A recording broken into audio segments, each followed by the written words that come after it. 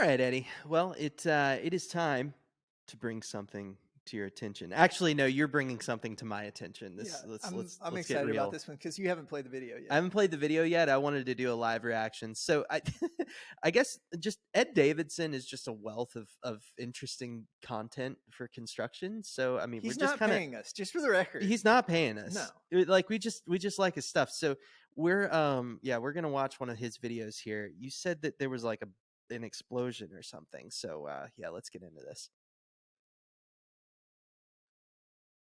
Okay, so we've got this guy. He's holy crap. Look at him. He's just walking. Holy cow. Kaboom. So did he just Okay, so I think he had like a book of matches or something and he just threw it on a pile and it just exploded. I believe this is an officer. You explained it like the guy's walking away like John Wick, and he 100% is. Yes. He's just like, cool guys don't look at explosions, bro. There are pallets flying through the air. Holy cow. What is in that? You can watch it again and again. You can watch it again and again and again. And you can find new stuff. Okay, have you ever done this? No, I have never done that. Confessional moment though. Have you ever gotten the bright idea like, I don't have any lighter fluid or kerosene on hand. I'll just use gas. Have you ever done it? Yes. Okay. You don't have an adequate appreciation for the explosive capacity of gasoline until you actually done this. Yeah. And I can say that I have tried to start a fire with gasoline, and it also surprised me with its combustibility. Oh my gosh. All right. Well, that was a good one. We'll link that. We'll link that video in the show notes so you guys can go watch it. Check it out. That's a good one, Eddie. So lesson of the day: don't use gasoline on your fires. It's just not a good idea, guys. It's fall. It's fire pit time. Now we had to this weekend. We made our s'mores. I did not use gasoline. Dude, I love fire pit time. Fire pit season is so good. Fire pit season's just so relaxing for me. It's relaxing, but I have to say, my 5-year-old did grab the lighter fluid and head toward the fire because he wanted to make it a little bigger. Nate, no. And I was like, no. I mean, Dad was watching, and it wasn't near the fire. It was safely back. But I had started the fire, put lighter fluid back, and he didn't have the lid off. There was nothing like, this wasn't imminent, but it was a moment where I was like, oh, no. There's a nerve-wracking. Okay, so like we're all sitting around the fire last night, and we have like toddlers running around everywhere. Like we have 3-4-year-olds running around, and they don't pay attention, right? So when they get close to the fire, it's like, dude, heart attacks. Yeah, heart attacks. You just think they're gonna trip. That's like the most non-soothing part of fire pit season is the kids running around it, Hank toddling around, going and picking up a fire, like one of the poker stick, oh my gosh, a kid did that last night. Picked up the fire poker stick. Yeah, what's the movie where it's Jungle to Jungle, right? Where Tim Allen goes over and he puts his hand on the fire stick. Yeah. That's what this kid did last night. Oh man. Adam, my buddy, was over there. He's poking it and he's like, getting the fire ready and all that stuff. He sets it off to the side so it cools down. And this kid just walks over and grabs the end of it. Yep. And then can't let go of it. And he's like, doing one of the, yeah, the impulsiveness of the kids around the fire is what really scares you because they're erratic by nature. You don't know what's going to happen. Katie last night reminded us that she was like, I've been through traumatic things with fire. And I think she even said it that way, which Katie's about 11. It was just hilarious, So, but she has. Yeah. She first traumatic experience around a fire pit with some other kids. Kid picked up a glowing stick, and then as he was swinging it around, some of the ashes actually got in Katie's shirt, like down the back of her shirt. Oh crap. And they trickled down, but it kind of got hung up, so it was burning. She was squealing, dude. I remember well. Ouch. All right, so that's one, and it's she was kind of haha about it, but still, like, ow. Okay, so the other one was church service on Christmas Eve. We did a candlelight service, and Katie. Why do we do candlelight services? Katie at church? burned her hair. No, she lit her hair on fire in the candlelight service. Yes. Yes. Oh my gosh. How did you put it? Like, did it ignite, or did it just kind of sizzle? No, it like sizzled. It sizzled out. She singed her hair. I say burned her hair. She singed her hair. And I don't think that there's been a candlelight service since at that church. Like, that was like, all right, we're done. Yeah. Like, so that reminds me, there's a video of a Kiss cover band. Interesting. Kiss cover band, right? That you've watched this. Yeah, well, this is just on TikTok. But the here, let me just find it for you, because this is fantastic, and I don't think it'll take me a second. Hold on. There can't be too many Hey Kiss cover band. Google, bring me that. Actually, there probably are. Like, okay, so it like, it's a thing, right? Like, you can find this pretty quickly on a YouTube YouTube search.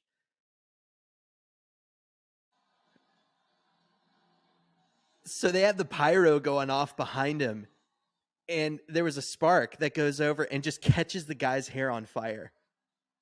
Okay. And he keeps playing. He just keeps playing through it. And they come out and throw some.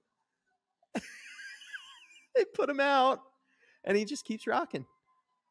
Sorry, that's immediately what I thought of whenever you said Katie caught her hair on fire. Or had her hair catch on fire. We were not on that level, and I have to say, that's pretty impressive that he kept going. That's commitment. It is commitment. That's a scary level of commitment, that you like Kiss that much that you would keep fire. At some point, personal life and limb have to enter the picture, and you go, yeah. Dude, so another weapon around a fire pit, marshmallows. Yeah. Yeah. All right, so every kid puts the mallow on the stick and then shoves it straight in the fire, and so now we have this flaming torch. Yep. Sticky torch that we're waving around. It's basically like the lay equivalent of napalm. Like, it's going to stick to your skin and burn. And what do? We hand it to kids. We're like, I have an idea. Let's give that to a 3-year-old. That makes sense. See what happens. No, I mean, that happened to all the kids last night. And what's hilarious is, like, yeah, they're 4, and they stick it straight in, and it lights on fire, and then they just start screaming. They're just like, ah! And they wave it around. And all of the parents are like, whoa, whoa, whoa, like dodging it and everything. What I'm worried about is it flings off the end and it like sticks onto somebody or something. Igniting it on fire. It's been very dry recently. It has been very dry. Yes. We speaking of dry, so we had this was last year, super dry whenever we started fire pit season. And again, same guy, Adam, he threw cardboard on top of the fire pit. Yep. And we're sitting under a pine tree. Yeah. And the cardboard, what does it do? It just starts floating up. Yeah. Like, Nate calls it fireflies. But it was a big firefly. It's flying fire. It was like a 6x6 inch firefly. Oops. Yeah. And like, we're sitting there and we're sipping our bourbon, and we're just kind of looking up like, uh-oh, this isn't gonna be good. That's not good. All right, so let's call this thing in order, man. You wanted to talk about trust this week. But specifically, you'd listen to a podcast, and we were going to kind of work on this a little bit. Dr. Henry Cloud, so he was a psychologist and a leadership expert, and so he wrote this book called Boundaries. Yep. But within that, we're talking about trust. So break it down a little bit for us. Why are we digging into this today? I mean, I know it's important, but well, we hit it a lot. We talk about trust a ton. We talk about building that up within your team. We talk about relationships a lot. Yeah, like being relational in the way that you do business. Yeah, and so we're always like, let's build teams, kumbaya. Treat your people right. I have my whole like the mouse jugular rant that I went on where I'm like, you suck as a manager if whatever it's because it's all about trust. Like, do you have people you can trust or not? But how do we build a trust? Like, we talk about this all the time, but what kind of advice have we given? And who are we to give advice? Well, we're not really anybody. That's why we're going to Dr. Cloud to get his ideas and then try to regurgitate those and riff off of them, talk a little bit. But this is something we hit a lot. We've been all around this. So do you feel like you've struggled with extending trust your life? I do struggle with extending trust.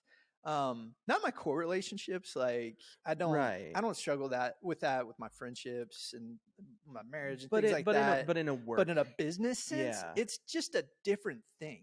Yeah. And I will say that we've been very blessed around ABSI to have people that I would consider as friends first. Mm-hmm. So maybe my deal's a little easier. I know when I get outside of that tier, when I'm going out to other people's organizations, trying to work trust within somebody else's team and mine, that can be a real trick. Yeah.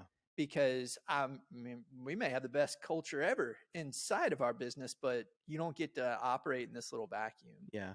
You do operate with other teams, and then trust has to grow. Yeah.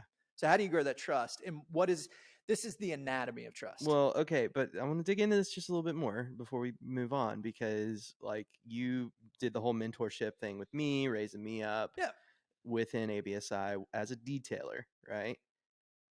How did you go about trust there? Do you feel like you just were like, throw him into the deep end, like trust that he'll figure it out? Or did you like trust but verify?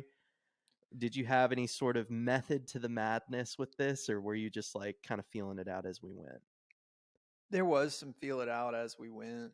You said the phrase that we've said a billion times, which is trust but verify. Right. And stealing that from W. Yeah. From back in the day.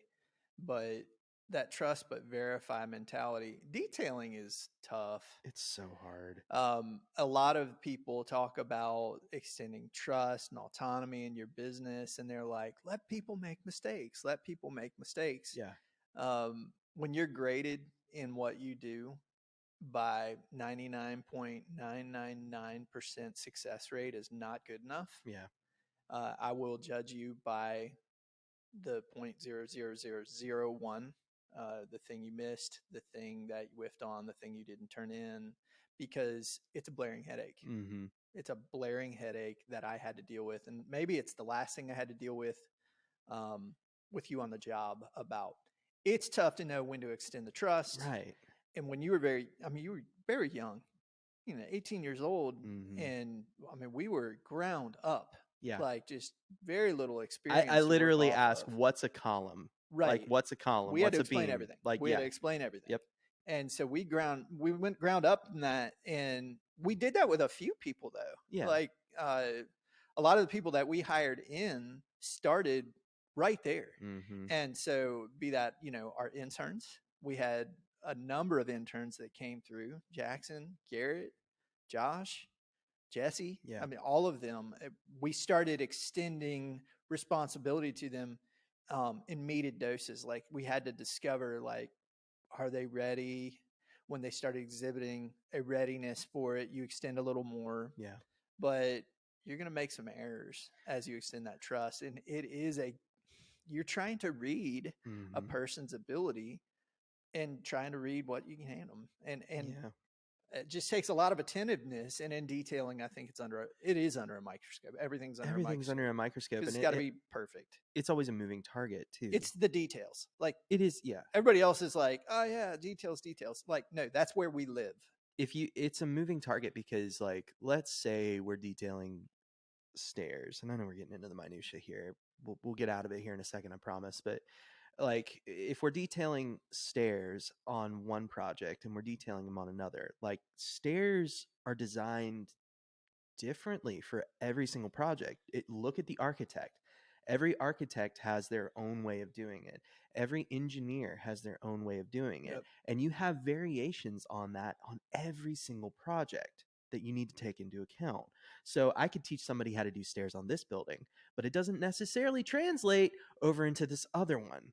Yep. Right? So do I trust them if they got it right on this one to go over to this one and get it right without verifying, without coming back behind them and checking. Now it's helpful to come back and check. It's like, just watching each other's backs, right? That can be good, but it can also become kind of micromanaging as well. Yeah, and I mean, in what we do, maybe you let 5 sets of stairs go out into the wild. Yeah. And they go to the shop, but they haven't actually been built yet. Mm-hmm. You got this whole pool of detailed drawings that is lumped up into the shop that are going to be built, but haven't been actually used yet. So you haven't found the problems. So you can get a lot of water backing up against the dam where you've extended a lot of trust to somebody going, oh man, yeah, they seem to really be knocking this out. They seem to really get the concept. And then all of a sudden the things start hitting the field and the crap starts hitting the fan. Or they trust themselves too much in their ability. That can be a thing too. They overestimate what they're capable of. It's the equivalent of that sophomore slump. It's like as a freshman, you're an unsure freshman. You want to do everything right and you overachieve. Yeah. But at that sophomore year, that sophomore slump comes in where you're like, oh man, I got this. I know how to do it. Yeah. You get a little confidence about you and then the confidence eats you. Yeah. So yeah, that's a thing. But building trust is difficult. And we've got 5 major points we want to hit with this that Dr. Cloud brought up in the podcast. Okay. And I think they're very applicable. I really appreciate them. So, well, let's rock them, man. What we got? All right. So let's go through the 5 and we'll run them down. Okay. And then I like repeating them at the end so we know where we've been, right? So first one's understanding. Yep. The second one's knowing intent. Third one is ability. The fourth one is character. And the fifth one is track record. Okay. All right. So those are your 5. We'll start with understanding. Okay. One basic need that we have as human beings is to be understood. Okay. I like to be understood. Do you like, and let me trigger something. Do you like feeling misunderstood? Well, of course not. Nobody likes to be misunderstood, right? Like, if I asked you for a story about a time where somebody misunderstood you, could you register one right now?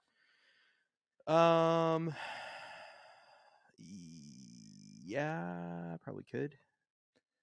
Probably could. What kind of emotion do you feel like that would bring? Like, if you could get one, if you're like, oh yeah, I remember that one time that you got sideways with somebody. It's just it's frustrating. You feel like they understand. But it's frustrating, but also in a lot of ways, I do look at myself and say, oh, why did I do that too? You kind of, those are the things that you think about during the week. You just kind of flinch when you think about them. Okay. So it kind of goes both ways where I get frustrated at myself, but I also get frustrated at them for misunderstanding me. Kind of two-way street, I guess. Yeah. Yeah. Okay, so let's say you have good intentions, like you really want to do the right thing. Yeah. Or maybe you've got valid concerns, and somebody comes in and they try to dissuade you from those opinions, or those issues that you feel like you're experiencing. I get furious. Yeah. Because I don't feel heard. Okay, I don't feel heard. I'm trying to protect a project. I'm trying to protect the overall scope of whatever that may be. Like, I remember that definitely happening several occasions. As a leader, so I'll ping back as you're managing and leading a little bit. Do you want to persuade people to go your way and do it your way? When you're trying to lead the team, you're trying to lead the charge, is there a level of persuasion that you're trying to exercise? And I say this knowing that your leadership style might have been a little different, but that could be anything from, I'm going to hit you where you live. Okay. You set up a good automation. Okay. Yeah. And you believe in that automation. You're like, this is a good thing. This is going to save us time. That's right. For these reasons. Yeah. And then the team doesn't buy in and doesn't use the automation at all. And you spend a lot of time and effort on that automation. Well, it sucks, number one. Yeah. And I know I've done that multiple times where I've set up an automation or some system or process and there was no buy-in to it. It doesn't matter how much persuasion I tried to, use. People just didn't get on board. They didn't want to change, which is just infuriating. Especially when you have so much sunk time into figuring this out and really racking your brain on how can I do this effectively. Yep. How can I do this efficiently? It's kind of back to what we were talking with Jordan Smith about with the bricklaying, and the cheaper by the dozen guy, where he went over to his boss and said, hey, I was thinking about doing this and this and this because it would speed me up. And they just kind of scoffed at it. And they said no. And it's funny because that happens with your subordinates too. Like your subordinates could do that to you. Yep. And that's frustrating. Yeah, a lot of times people, they won't out and out be insubordinate. Yeah, they'll just be like, yeah, okay, sure. But they'll vote through their actions. Yep. So people have a way, and there's a lot of terms around like brownout or quiet quitting or like all these little different terms that people throw out that somebody's actually like they're doing the thing that they want to do as quietly as possible so you don't sting them for it. Like they're just going to push that thing just little by little over to the edge until it finally falls off. Yeah.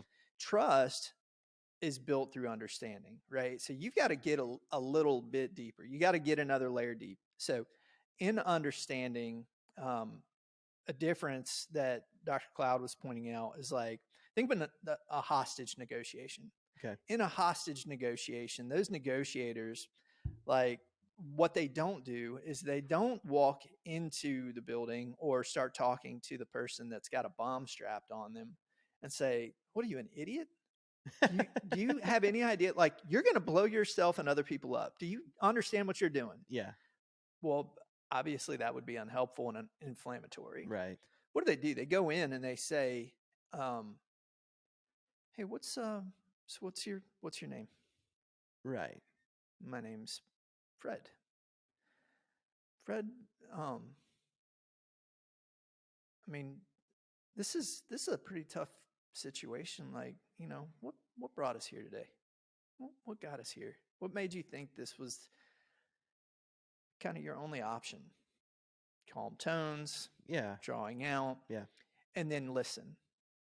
And try to make that person feel understood. Now, what are we doing by that? We're building trust because people like to be understood. This has to be done in a level of genuineness. Mm-hmm. But I think it's contrary to our primary instincts as leaders. So if you're somebody trying to lead a team, your primary instinct is to persuade, maybe even coerce, just at all costs, make them do it the way you see best because maybe you see the vision. Maybe it's not even a bad thing, but you see something positive, a positive outcome using that automation, a positive outcome, being able to have everybody do things, but they're just not doing it. They're being quietly obstinate. Mm-hmm. And that happens at ABSI all the time. And I have to look, understand, and know, okay, I'm getting quiet obstinance. Why? Maybe I need to go ask. Maybe I need to say, help me understand. Rather than running over somebody and trying to persuade them, why don't you try to understand them first? Mm-hmm. I remember this with, we asked Garrett to do a survey before he left. Yeah. Remember when we sat down for that survey? Yeah, and we started developing questions.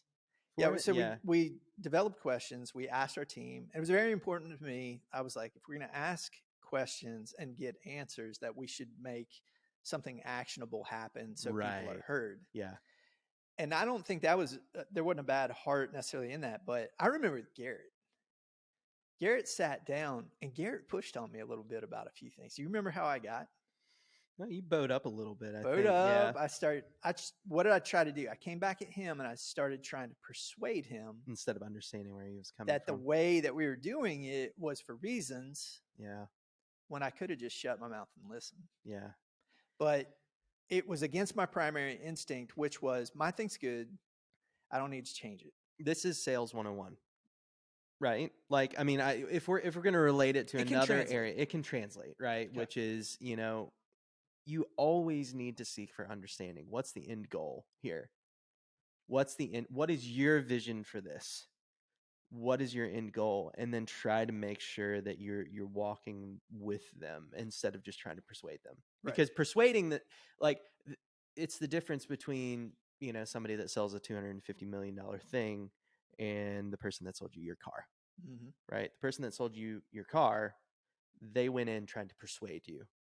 So instead of trying to understand, they were just like, oh yeah, this is the best car for these, blah, blah, blah, blah, and they just start rattling it out. I actually got called out about this the other day. I was talking with somebody about, just kind of a pitch that I'm getting ready to do. And she was like, hey, you didn't, do you understand why they need this? And I was like,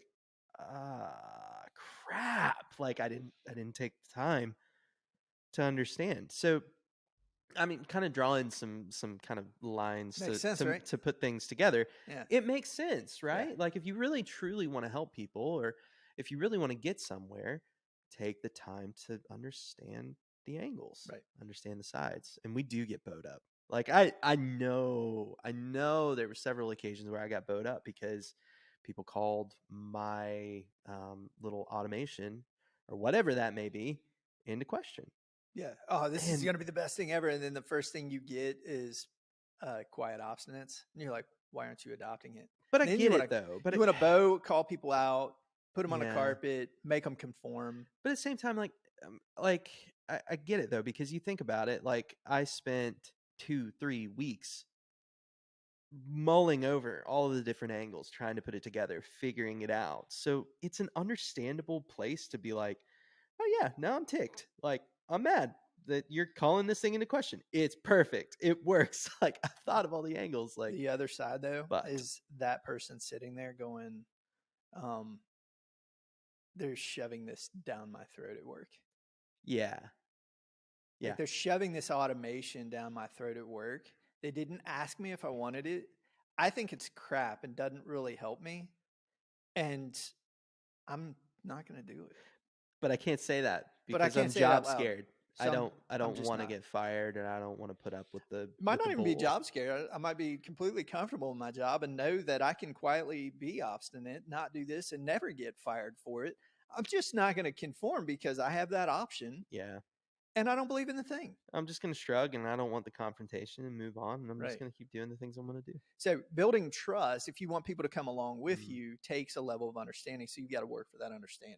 So number 2 is knowing intent. Okay, go into that. All right. So it's totally important for your teammates to know that your intentions are genuine intentions. Okay. So in that, I'm going to put this new thing out there and I would like everybody to come along with me. Knowing that your intentions are good, knowing that you are genuinely trying to move things forward is a very important thing. Also, knowing that you're rooting for them, like your intention is that you're rooting for your people. Your intention is to not just, sap them for their value. Suck them dry, yeah. Your intention is to help them win. And there's a little piece of this that I feel like some teams do really well and some teams not.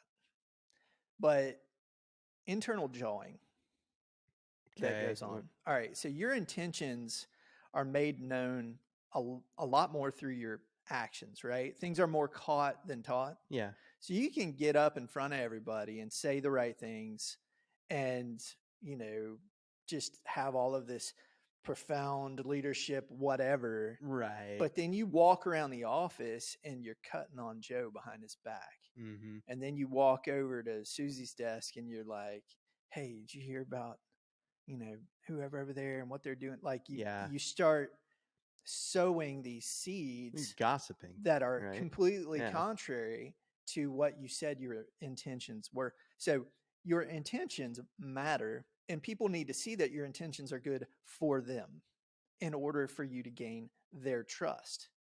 If you're cutting on somebody else, it's pretty easy for you to come back and say, well, yeah, they're probably cutting on me too, as soon as I turn my back or as soon as I do something wrong.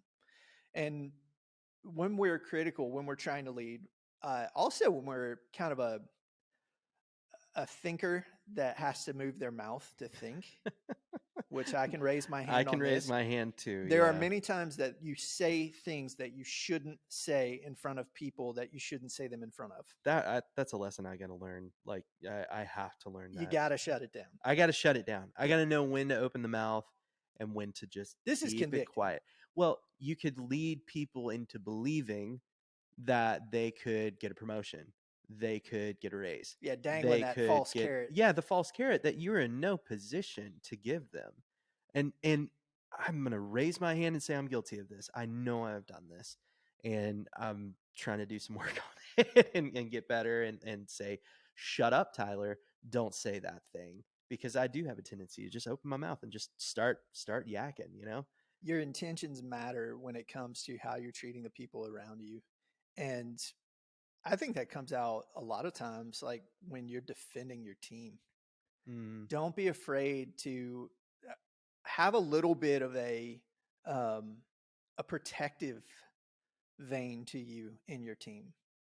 That's critical. Okay, so I respect immensely, like if you're kind of like trying to break things up, that somebody's going to come in and say, no, you don't do that. Yeah, we're tight here. Yeah, this is a close-knit bunch. You're not going to get in and do that stuff. Yeah, it's like when your kids, and like the older they get, they try to work mom against dad. I'm seeing that now. Yeah, so you're pitting mom against dad, and mom and dad need to be unified. Mom and dad need to be communicating. Mom and dad need to keep some things between mom and dad when it comes to how we are going to address things with a child. And so, and that goes from children to teenagers to even adulthood, that mom and dad need to be a galvanized, unified front. Yeah. And so that's not to say that a kid can't come and confide in mom, confide in dad. That's not to say that, but that is to say that that kid shouldn't be able to get in there with a crowbar and wedge themselves between mom and dad, and then all of a sudden start creating strife. Mom or dad needs to shut that down. That goes if you're young and married. Like, it's not to say that you couldn't go to your parents for some advice or a crying shoulder from time to time, but it's really not good policy when you've just been married to consistently and constantly go home to your mom and dad, make them a crying shoulder, and potentially put your mother-in-law between you and your wife. It's bad. That's not a good place to be. On your team, translating this to business, it's not a good idea as a business person to say, we trust each other here. My intentions are good for you. I want to work as a team here.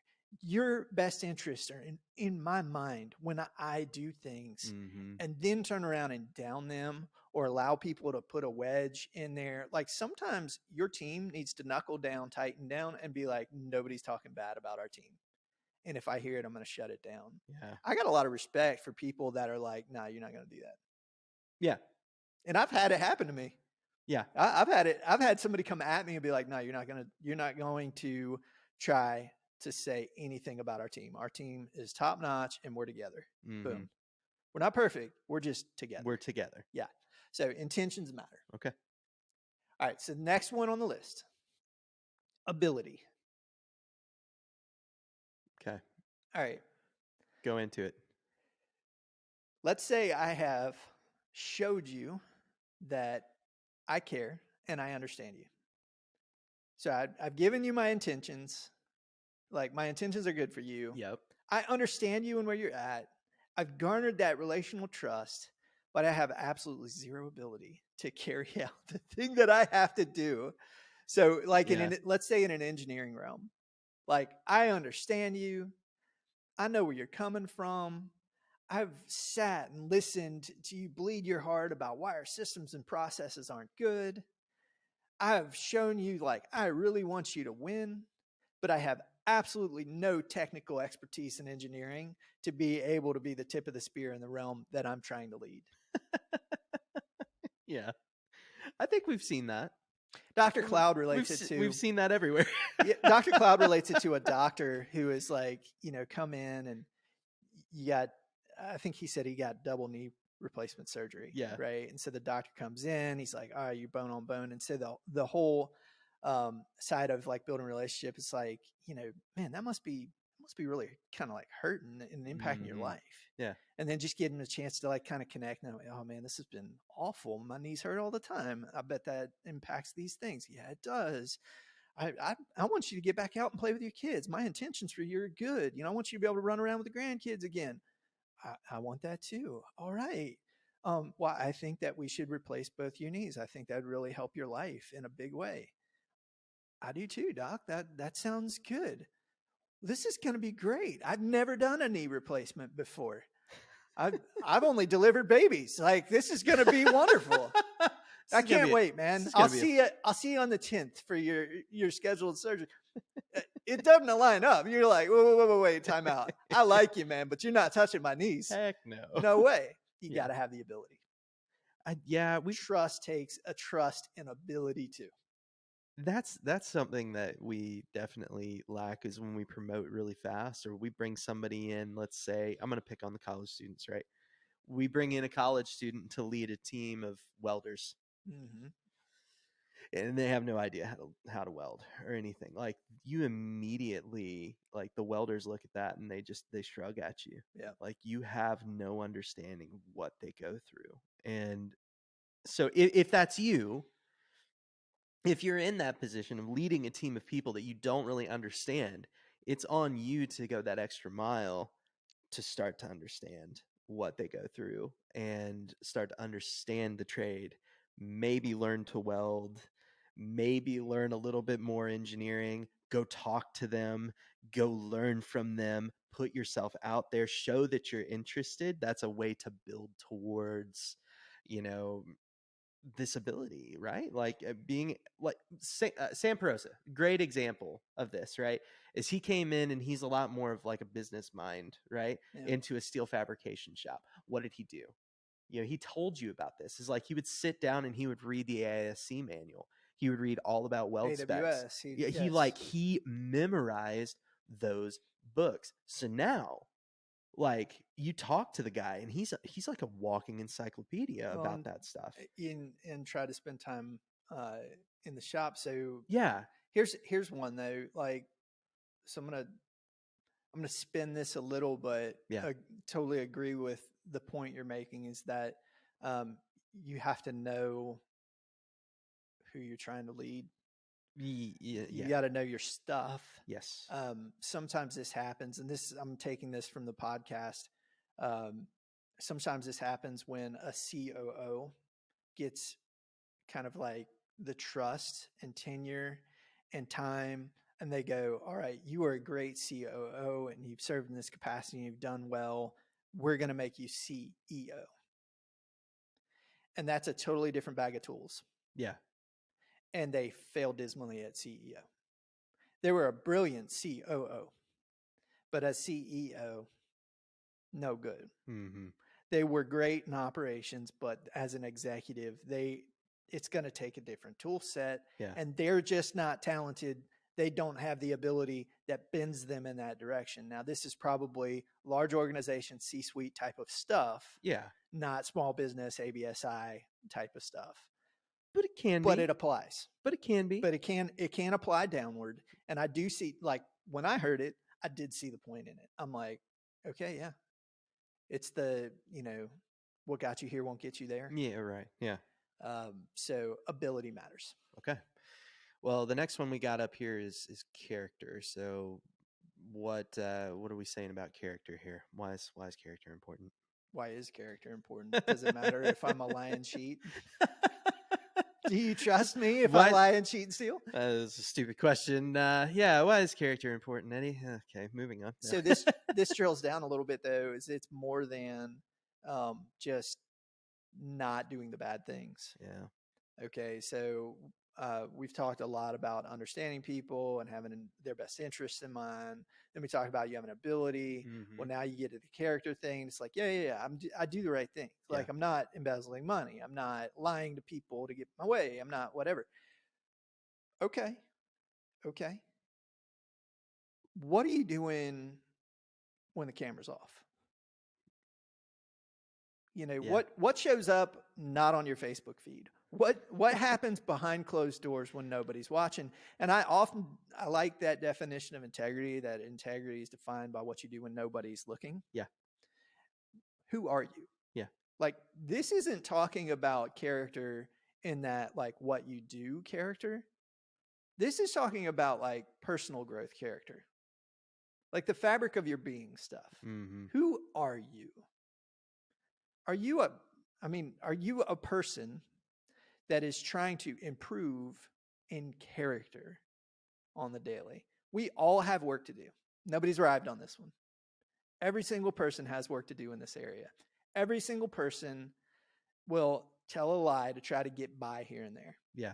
Every little person has some little thing that, the micro integrity stuff that they don't follow through on. I said I was going to give you a call. I didn't give you a call. I should have returned that text. I've looked at it 5 times, and rather than get back to that, I just didn't do it. Just didn't. And this goes, who am I behind closed doors? This is more the character, which is the fabric of your being, and less the character that's just like checking the boxes of I do the right things. This is the difference to me between like the business ethicist and somebody who's genuinely invested and cares about ethics. So one can be a great HR manager and slap people on the wrist for the stuff that they shouldn't have said and done. The other person like really genuine, deeply believes in their heart that things are right and wrong. Mm-hmm. Like there's an actual like morale to the whole thing. Yeah. So this is more about the fabric of your being type of character. Mm-hmm. Who are you genuinely? Because if you are genuinely a good person, you can genuinely garner trust through that. People see the difference. No, they do. Now, this gets biblical. I don't know if this relates, right? Is that, you don't let your left hand see what your right hand's doing. Okay. Yeah. Right? Like it's giving to the needy, but not bragging about it. Making sure that other people don't see it. Like, who are you behind those closed doors? Mm-hmm. And in the LinkedIn world, it's exactly the opposite. It's exactly the opposite, right? We have to show how incredible we are at all times. We have to flaunt the fact that, we've got umpteen thousand, podcast downloads, and we're so proud of ourselves and all this stuff. And then we also have to show that, we're at Habitat for Humanity today, helping build a house, or, we gave to this needy person and this amazing thing happened. Like, just, I don't know. Like we're so good at bragging about ourselves now. That's what we do. We're so good at showing the highlight reel. We're very good at that. People see through that. They do. People see through that. They do see through it. And I will say that there's 2 sides to saying you did something on LinkedIn. Okay. So if you went out and you did an amazing thing for the community, and you want to encourage the community around you to also do that thing, like, fine, great. You're being a positive influencer. Yes. On the other side, if you do the fundraiser and you show up behind the big check and get your smiling picture taken for marketing purposes, blast it out. Yeah. And it's because marketing. Yeah. And self-aggrandizement and making your, duh. Like nobody, I don't think there's anybody that's like, oh no, okay, maybe it's a good marketing. You got your face out there, whatever. But like, is that the type of thing that makes you feel good in the pit of your stomach, in the pit of your soul? Do you really feel good about doing that thing, or do you feel good about the thing that your right hand didn't know what your left did? Like, you helped somebody out on the sly. Yeah, you picked a brother up. You picked up a person that's working for you. Yeah, but. Nobody got to know about that. Nobody has to know about it. That's just between you and me, man. Yeah. That's just between your family and my family. That's just between us as people. Are you willing to be between us and God, right? Like that's where it needs to stay. Absolutely. Yeah. Like people see through. I don't know. I feel like Dad talks about this a lot. I'm going to go back and beat on the LinkedIn thing because I think it's just a great place to look for that sort of crap, right? Yep. Dad cannot stand LinkedIn because it's a bunch of chest thumpers, right? It's a bunch of people just snapping their suspenders and saying, here's what I did. Look at me. I'm an amazing person. And, I'm an amazing, parent or amazing husband, wife, whatever. It's like, hey, but what a great check in our lives to have somebody that has told us, hey, don't be that person. Be better than that. Yeah. Just shut up. Put your head down. Work. Be good to people. and that's lost. That's so lost now, where we can just stay under the radar. Gets you right here, don't it? It does. It does. It really does. And I'm saying all of this from a place of complete guilt. Complete guilt. I'm completely guilty of this. This whole list. Oh yeah. I'm sorry. Like, if you're gonna actually be somebody that self-evaluates, no, this is a good self-evaluation list where you go, oh, I fell short there. I remember that one. I remember this. It can be a thing where you guys are listening to us on a podcast and you're thinking to yourself, oh, these guys have it all figured out. Oh my gosh! No. I doubt they think that. No. Yes, this is true. I don't know think we're pulling the wool over anybody's eyes there, right? But at the same time, like, I mean, having a platform can be misleading, right? Like, you can mislead people into thinking that, oh, you've got it figured out, and like we do not have it figured out. This is us working through stuff most of the time, right? Like, this podcast is us working through this. Therapy sessions. This is therapy sessions for us, right? This isn't us saying, oh, these are the things you need to do. Like, we're going to fail at these things today. This is a production conversation, obviously. Well, yeah. We're in front of the camera, in front of the mic and all that. Obviously. But at the same time, this is not a conversation that we wouldn't have had without the podcast. This is the sort of thing that you and I have talked about for years, where we're trying to make each other better. And that's kind of the thought of the podcast was, why don't we hang a mic in front of this thing? Because we cut up and have fun. Why don't we try to do something where we bring people in we can listen to and learn? Maybe we've got something to say, can encourage somebody else. Maybe there's some idea we'll get out of it. So the idea is encouragement. Yeah. It made sense. But the character thing is not, it's not hard to get at. It's also not hard to see that. Yeah, it's not hard to see, but it's hard to do. I mean, easy say. Think about the phrase "be trustworthy." Mm-hmm. That's have character. So these go hand in hand. All right, what's up next? Track record, and I love this. If you've made it to this point, congratulations. Congrats. This has been a long one. I love this track record thing, and I've talked about it a lot in business. Is that people create mental maps? Yeah.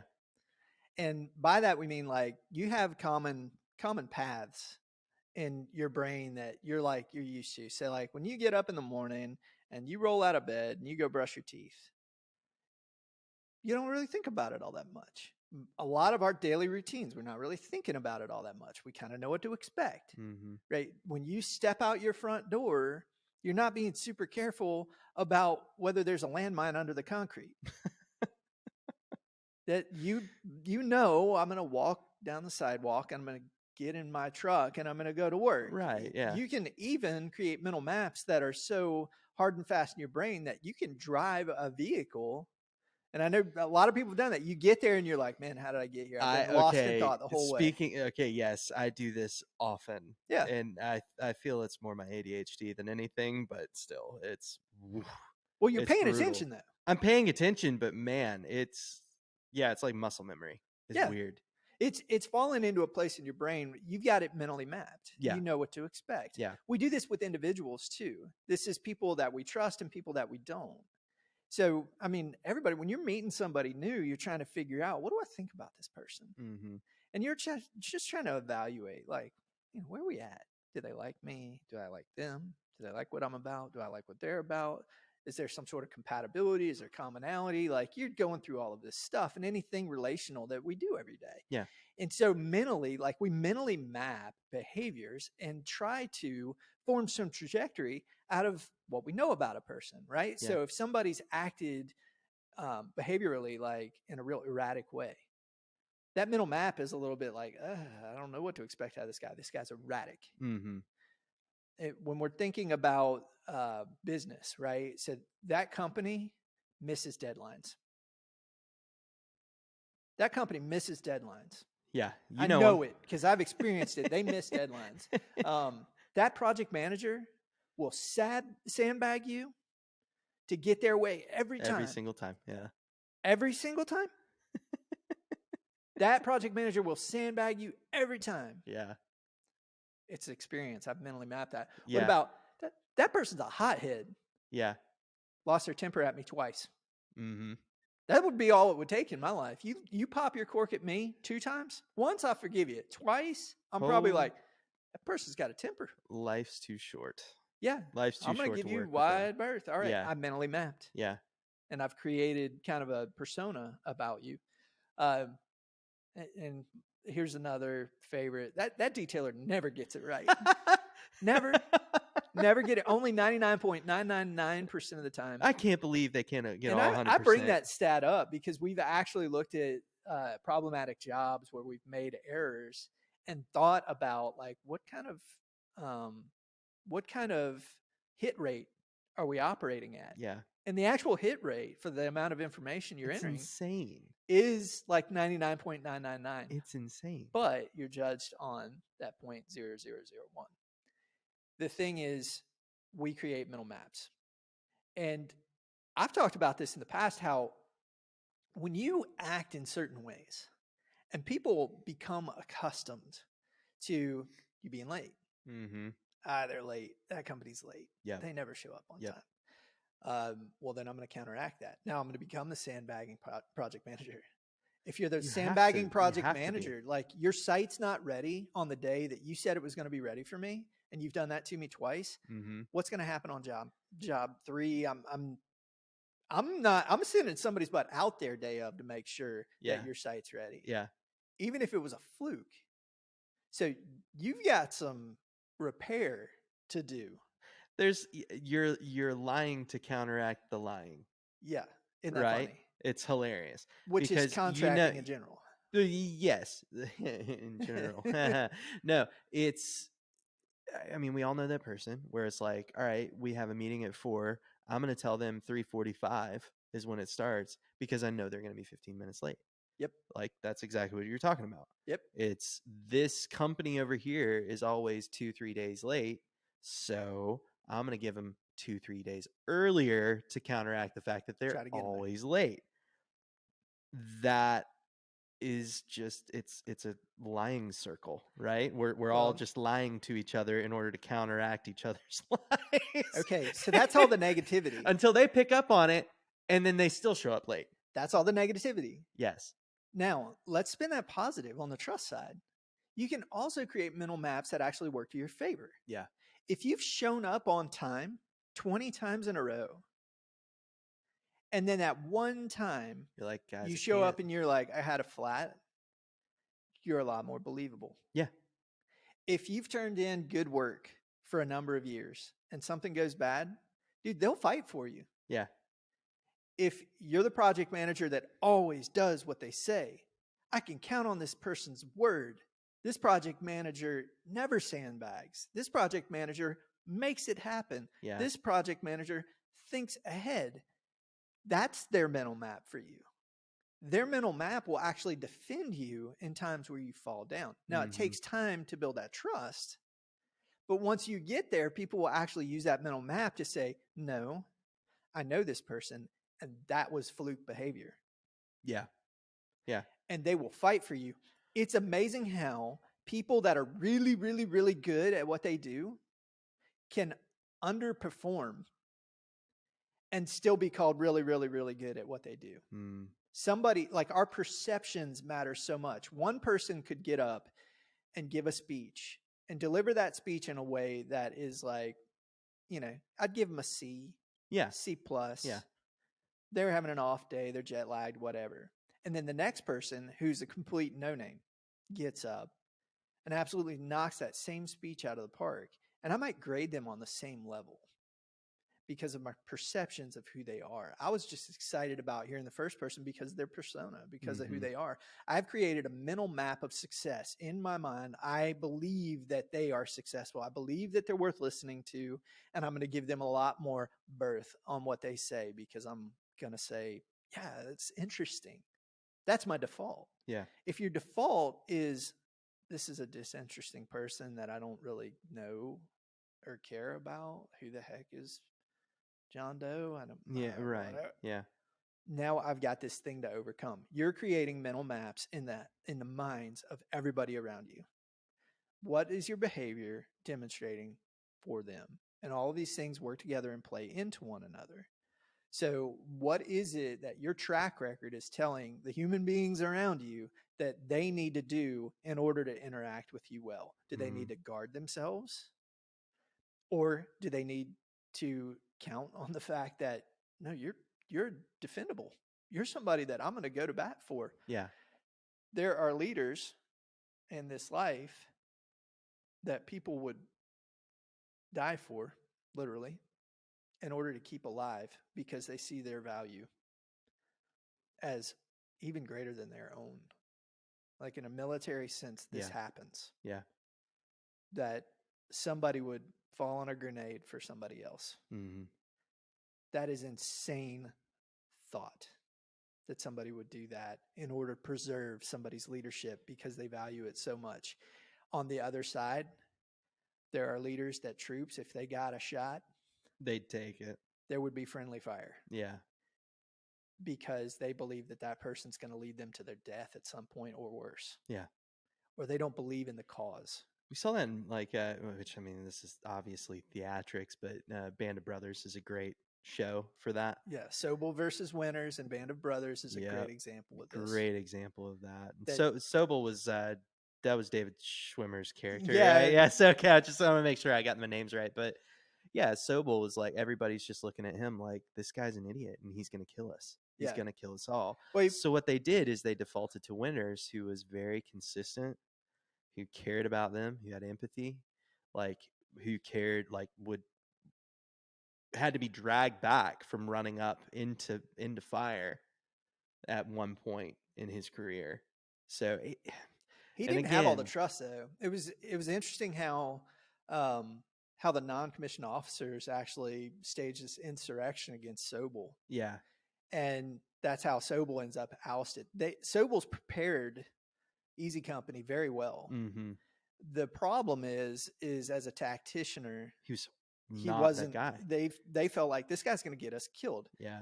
Map reading, strategy, things like this, he's just falling down on it. And so his non-coms go, even in the face of demotion, or they even mentioned firing squad, which is a pretty extreme thing. They knew that probably wasn't in play. Yeah.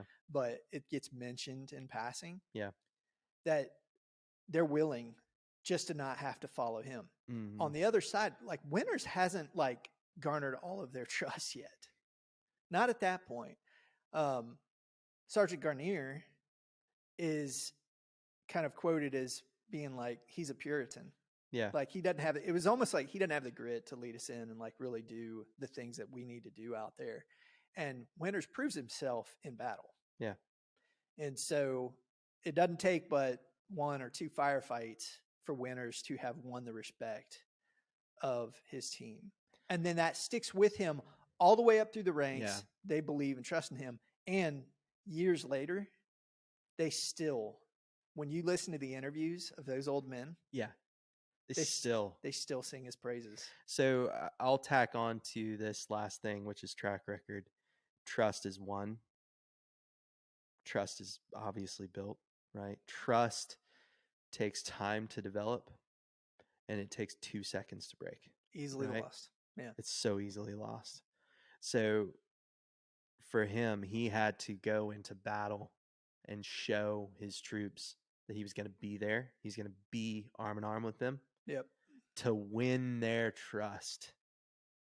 And I feel like we walk into situations now where we feel like trust is owed. You know, trust is owed to us because of the position that we're in. Yep. Because we're the manager, we're the director, we're the CEO, we're the CFO, whatever the heck we are. We're the, head project manager of this massive trust is not owed to you, it's built. What are you doing today to develop that track record? What are you doing today to develop that trust with your team? And then once you have developed that trust, you can call yourself a team. Until you develop that trust, you can squawk and say, oh, we're going to be a team here. We're going to be a team. It's not going to matter to anybody until you build that trust. Yeah, they don't believe it. It's going to be complete BS. Yep. What are you doing to build it?